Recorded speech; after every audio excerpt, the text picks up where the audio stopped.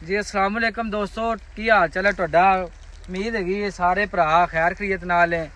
मेरा तलक अल फतेह बीज स्प्रे सेंटर चूनिया तो है।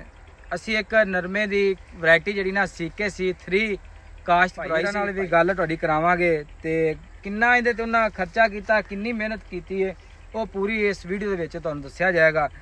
ते साडी रिक्वेस्ट है किसान भरावां नूं, इस फसलों वास्ते आओ, थोड़े टाइम ते ज़्यादा जिहड़ा नफा लवो। ये हुण फसलां बहुत ज़्यादा अगे लंघ चुकियां ने। 4 फसलां लईआं ते माशाअल्लाह भाई रेहा ने 4 फसलां इस विच एकड़ च 4 फसलां लईआं ने।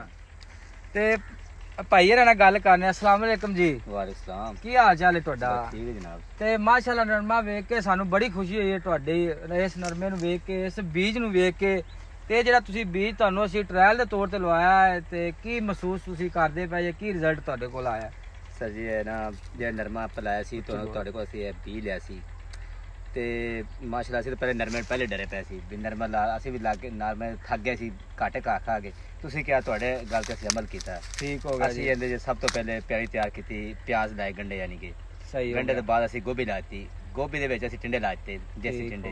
ये नरमा असीं फिर ना अपना तीसरे महीने नरमा लाता, तीसरे महीने एंड च आके नरमा लाता ते नरमे उगा, यानी कि जरा ना साढ़े को थोड़ी मिस्टेक हो गई, असी पूरा नागे ना भर सके बाद च, लेकिन जिन्ना है सी तो फिर असी उन्होंने संभाल लिया।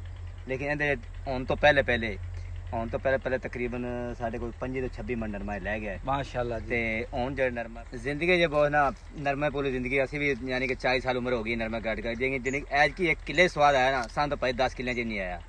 यह नरमा साडा मार्केट च 10,000 11,000 11,500 इत्थे विकिया है।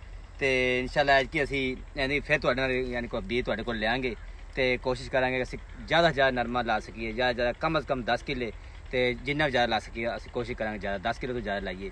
हर असी होर नाल दे जमींदार ने, साडा पिंड है सारे यानी कि जमींदार भराई ने, उन्हें सारे दसांगे तो या तुसीं नरमा लाओ फिर एक बारी।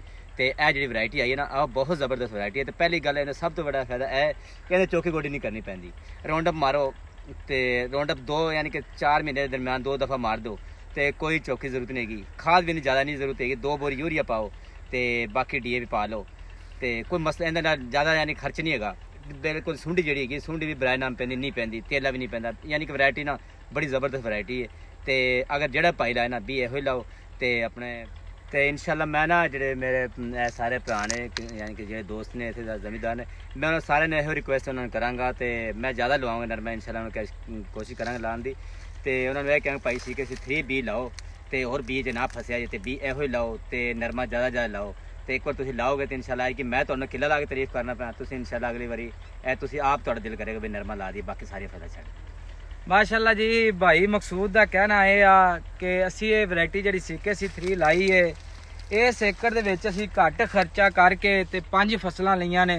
सारिਆਂ ने पहले उन्हें गोभी लाई, गोभी तो बाद टिंडे लाए, टिंडे तो बाद प्याज लाया, उहदे विच ही नरमा लाया। तो माशाअल्लाह तकरीबन वो दसते ने 15 तो 20 मन जी ना इहदी चुनाई असी कर ली तो हइये भी फल नाल भरिया होया है। तो वो आंदे ने कि मैं किसान भरावां नूं आखांगा कि CKC3 जी वैरायटी है नरमे की ये लाओ। ये वैरायटी जी अल फतेह बीज स्प्रे सेंटर चूनिया तो तुहानूं मिलेगी। ना तो सुंडी पैंदी है, ना तेला पैंदा है, तो ना जी चौकी गोडी करनी पैंदी है। राउंड अप स्प्रे करो तो अपने नरमे की जी ना हिफाजत करो। तो इंशाअल्लाह अगली वीडियो च मिलांगे तुहानूं।